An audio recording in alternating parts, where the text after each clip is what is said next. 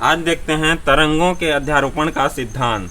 तो तरंगों के अध्यारोपण का सिद्धांत जैसे कि नाम से स्पष्ट है, अध्यारोपण मतलब एक साथ दो या दो से अधिक तरंगें किसी बिंदु पर दो तरंगें आती हैं तो क्या होगा। तो सबसे पहले इसको सिंपली भाषा में समझें तो जैसे ये अगर तालाब है, एक इसमें पानी है और यदि इस पर यहाँ पर कोई पत्थर फेंक दिया जाए, यहाँ से कोई पत्थर फेंक दिया जाए तो इसके चारों ओर तरंग के रूप में पानी के कण जो है कंपन करने लगेंगे, चारों ओर कंपन करने लगेंगे और हर एक कण कंपन करने लगेगा और इस प्रकार से तरंग संचरण होगा। लेकिन जब पत्थर यहाँ पर भी फेंक दिया जाए और दूसरा यहाँ पर भी फेंक दिया जाए तो एक बिंदु ऐसी होगी जहाँ पर दोनों तरंगों के कारण दोनों पत्थर फेंकने के कारण जो तरंग उत्पन्न होगा, उन दोनों तरंगों के कारण इसमें कण कंपन करना चाहेगा। दोनों तरंगों के कारण जो है कण कंपन करना चाहेगा, ये पॉइंट है मान लो। तो इस तरंग के कारण यह अलग प्रकार से कंपन करना चाहेगा और इस तरंग के कारण यह अलग प्रकार से कंपन करना चाहेगा। तो परिणामी कंपन क्या होगा, अर्थात किस दिशा में कंपन करेगा और कितना कंपन करेगा, तो यह निर्भर करता है दोनों तरंगों के सदिश विस्थापन के जो कण का कंपन है उसके योग के बराबर। अर्थात ये कह सकते हैं कि जब कोई तरंग किसी माध्यम में गमन करती है तो माध्यम का प्रत्येक कण गति करने लगता है, किंतु जब दो या दो से अधिक तरंगें माध्यम के किसी बिंदु पर एक साथ पहुंचती हैं, दो या दो से अधिक तरंगें माध्यम के किसी बिंदु पर एक साथ पहुंचती हैं, जैसे इन तीनों के कारण यहाँ पर पहुंचेंगी, एक साथ पहुंचती हैं, तो प्रत्येक तरंग उस बिंदु पर स्थित कण को अपने अनुसार विस्थापित करना चाहता है। ये अपने हिसाब से कण को कंपन कराना चाहता है, ये अपने हिसाब से कण को कंपन कराना चाहता है और ये अपने हिसाब से कण को कंपन कराना चाहता है। तो उस कण कंफ्यूज हो जाएगा, कैसे कंपन करेगा, किसके हिसाब से कंपन करेगा, तो उसके लिए दिया गया है अध्यारोपण का सिद्धांत। तब की स्थिति में क्या करेगा, वो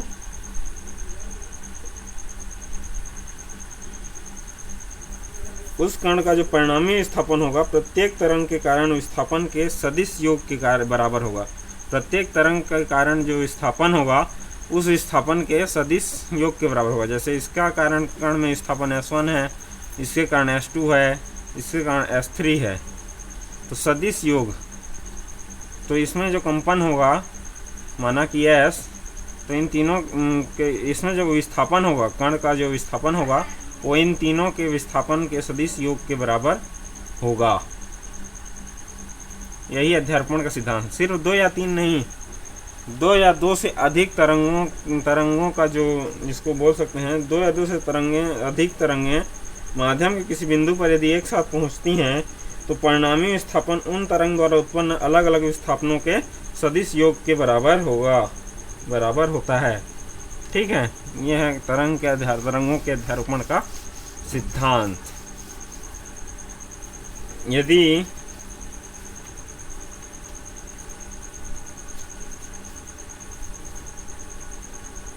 n तरंगें किसी बिंदु पर एक साथ पहुंचती हैं तब प्रत्येक तरंग के कारण उस बिंदु पर विस्थापन क्रमशः, यदि n तरंगें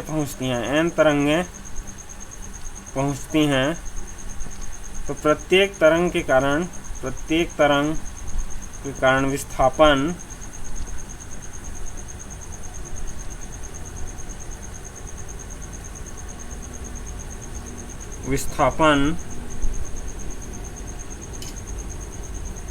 y1 y2, ये दूसरा तरंग है, ये तीसरा तरंग है, इस तरह से n तरंगों का सदिश योग के बराबर होगा। तो ये जो n तरंगों का परिणामी विस्थापन जो होगा वो y, ये इनके सदिश योग के बराबर होगा।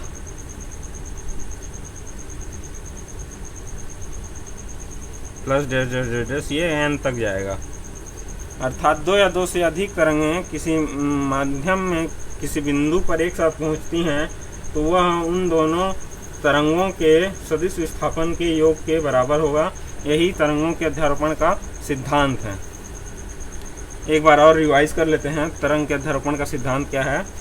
तो तरंग के अध्यारोपण का सिद्धांत में क्या है कि कोई कण है, माना कि ये कण है, एक कण है और यहाँ पे एक तरंग है जो इस तरह से, ये एक तरंग है, ये आगे बढ़ रही है,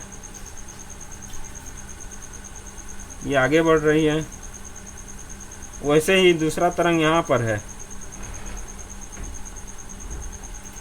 तो जब दोनों तरंगे एक साथ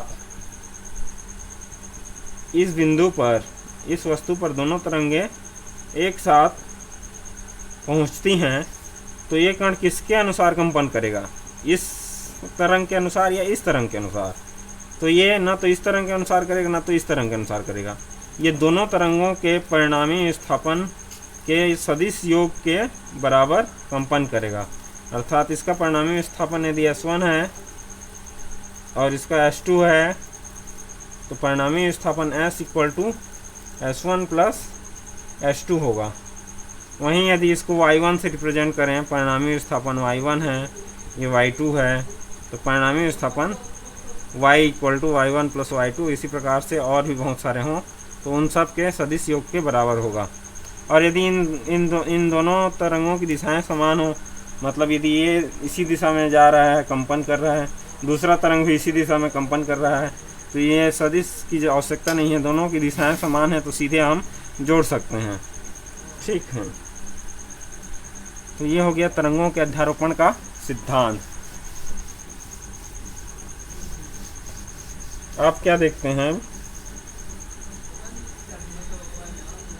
अब हम देखते हैं इसमें एक चीज़ और एक्सेप्शनल है कुछ, जैसे भूकंप के झटके हो गया या लेज़र लाइट्स किरणें हो गया इत्यादि की जो तरंगे हैं उनके लिए यह नियम लागू नहीं होता है। भूकंप के लिए नियम, भूकंप या विस्फोट के समय उत्पन्न तरंग, लेज़र किरणों के लिए आदि के लिए यह नियम लागू नहीं होता है। अब हम देखने वाले हैं प्रकाश का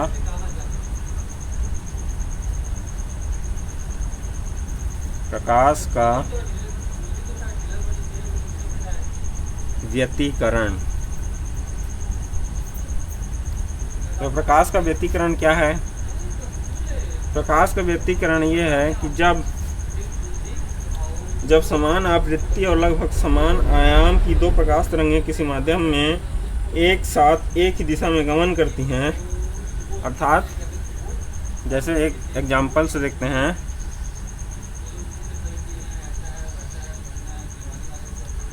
माना कि एक फर्स्ट वेव है, ये इस तरह से गति कर रही है, इसी प्रकार से आगे गति कर रही है, और ये दूसरा वेव है,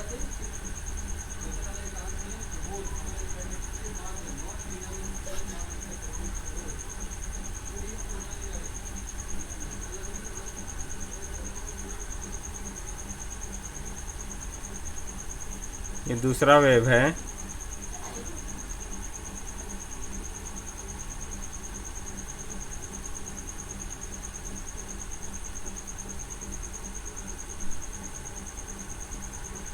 दोनों की आवृत्ति जो है समान है,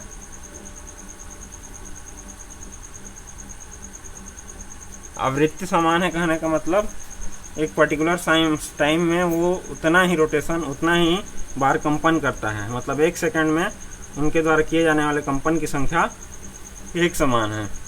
तो लगभग दो एक समान आयाम वाले तरंगें और समान आवृत्ति की तरंगें जब एक ही माध्यम में एक ही दिशा में तरंग संचरण करती हैं, अर्थात आगे बढ़ती हैं, तो अध्यारोपण के सिद्धांत के अनुसार इन दोनों तरंगों के कारण इस माध्यम में जो है दोनों तरंगों के कारण परिणामी विस्थापन होगा।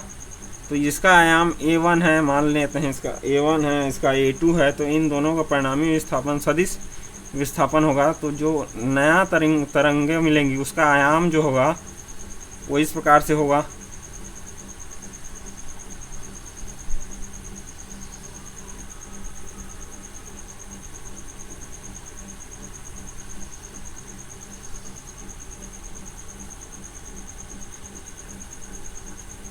इस प्रकार से होगा।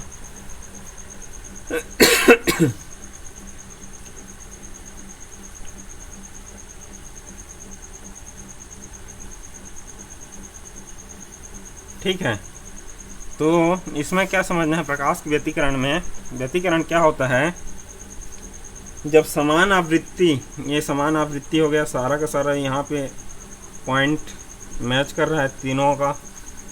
ठीक है, जब समान आवृत्ति और लगभग समान आयाम, ये दोनों के आयाम लगभग बराबर हैं, कि दो प्रकाश तरंगें किसी माध्यम में एक साथ एक ही दिशा में गमन करती हैं, तो अध्यारोपण के सिद्धांत के अनुसार परिणामी तरंग का निर्माण करती हैं। ये जो है परिणामी तरंग है, परिणामी तरंग, परिणामी तरंग, परिणामी तरंग का निर्माण करती है। परिणामी तरंग का आयाम मूल तरंगों के आयाम से भिन्न होता है। ये एक इसका आयाम है और ये इसका आयाम ये है, मतलब एक का आयाम ये है, दूसरे का आयाम ये है, दोनों का आयाम भिन्न भिन्न है, लेकिन ये दोनों की दिशाएं, दोनों का कलांतर शून्य है, अर्थात विपरीत दिशा में न होकर उसी दिशा में उसी कलांतर के साथ दोनों आगे बढ़ रही हैं, तो जो आयाम मिलेगा वो हमें ज़्यादा मिलेगा। तो ये ज़्यादा आयाम मिलेगा, पूरा वहाँ से यहाँ तक ये आयाम मिल गया, तो उसी दिशा में तो जो आयाम मिलेगा वो अलग मिलेगा, मूल तरंगों के आयाम से भिन्न होता है। और चूंकि प्रकाश की तीव्रता जो है, प्रकाश की तीव्रता प्रोपोर्शनल होती है, समानुपाती होती है आयाम के वर्ग के। तो यहाँ पर देखा जाए तो आयाम इतना बड़ा है, अधिक है, तो इसके वर्ग के समानुपाती होती है तीव्रता। तो इस स्थिति में प्रकाश बहुत चमकीला बनेगा, यहाँ पे बहुत चमकीला बनेगा। ठीक है, तो यहाँ पे बहुत चमकीला बनेगा, मतलब ये आयाम बहुत रोशनी के साथ बहुत चमकीला बनेगा। इसको बड़े लकीर से दर्शा जाते हैं। यहाँ पे लगभग शून्य हो जाएगा। ठीक है, क्योंकि दोनों तरंगों का आयाम शून्य है, तो यहाँ पे लगभग तीव्रता शून्य हो जाएगी। फिर यहाँ पे तीव्रता बहुत चमकीला बनेगा, फिर शून्य, फिर चमकीला। तो इस प्रकार का जो हमको पैटर्न मिलता है प्रकाश की तीव्रता का, उसे ही प्रकाश का व्यतिकरण कहते हैं। अर्थात परिभाषा के रूप में, जब समान आवृत्ति की दो प्रकाश तरंगें किसी माध्यम में एक ही दिशा में गमन करती हैं, तो उनके अध्यारोपण के फलस्वरूप प्रकाश की तीव्रता में परिवर्तन हो जाता है। इस घटना को प्रकाश का व्यतिकरण कहते हैं। तो इनकी तीव्रता में फर्क हो जाता है, इनकी तीव्रता में परिवर्तन हो जाता है। इस घटना को प्रकाश का व्यतिकरण कहते हैं। व्यतिकरण दो प्रकार के होते हैं। व्यतिकरण दो प्रकार के होते हैं। कौन कौन से? पहला समपोषी व्यतिकरण। समपोषी व्यतिकरण, तो अभी जिस एग्जाम्पल को लेकर हम व्यतिकरण समझ रहे थे, ये किसका एग्जाम्पल है? ये समपोषी व्यतिकरण का है। क्यों? क्योंकि इस छोर को क्या बोलते हैं? श्रृंग बोलते हैं, मतलब ऊपर की ओर को श्रृंग, और जो नीचे की ओर है इसको क्या बोलते हैं? गर्त। तो यदि दोनों तरंगों का श्रृंग एक ही साइड में हो, एक ही साथ हो, अर्थात दोनों तरंगे समान कला में हो, श्रृंग श्रृंग से मिलता हो, गर्त गर्त से मिलता हो, इसका गर्त ये और इसका गर्त भी यही, तो दोनों का गर्त गर्त से मिलता हो, श्रृंग श्रृंग से मिलता हो, ऐसी स्थिति में जो प्रतिबिंब, जो क्या कहते हैं, ऐसी स्थिति में जो प्रकाश होगा वो बहुत ही ज़्यादा चमकीला बनेगा और श्रृंग श्रृंग पर बहुत ही ज़्यादा चमकीला बनेगा। इस बिंदु पर लगभग शून्य के बराबर बनेगा। गर्त पर फिर से चमकीला बनेगा और यहाँ पर शून्य बनेगा। तो इस प्रकार के व्यतिकरण को समकोषी व्यतिकरण कहते हैं।